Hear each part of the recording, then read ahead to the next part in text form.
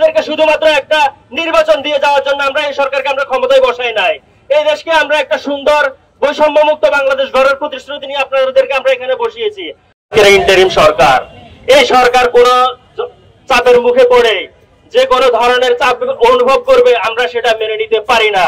আমরা ইদানিং শুনতে পাই বিভিন্ন উপদেষ্টাগণ বিভিন্ন মিডিয়াতে এসে বিভিন্ন জায়গায় বসে বসে ওনারা বক্তব্য দেন, ওনারা বিভিন্ন চাপে পড়ে, ওনারা দেশের আইন শৃঙ্খলা পরিস্থিতির ঠিক করতে পারেন না, ওনারা দেশের বিভিন্ন অবকাঠামোগত উন্নয়ন করতে পারেন না, ওনারা বিভিন্ন আইন কানুন পরিবর্তন করতে পারেন না।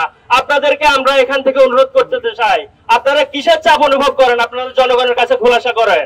আপনারা 2000 শহীদের উপর রক্তের উপর দাঁড়িয়ে আপনারা এই সরকার, আপনাদেরকে পরিষ্কার ভাষায় জবাব দিয়ে যেতে হবে। আপনারা কিসের চাপ অনুভব করেন?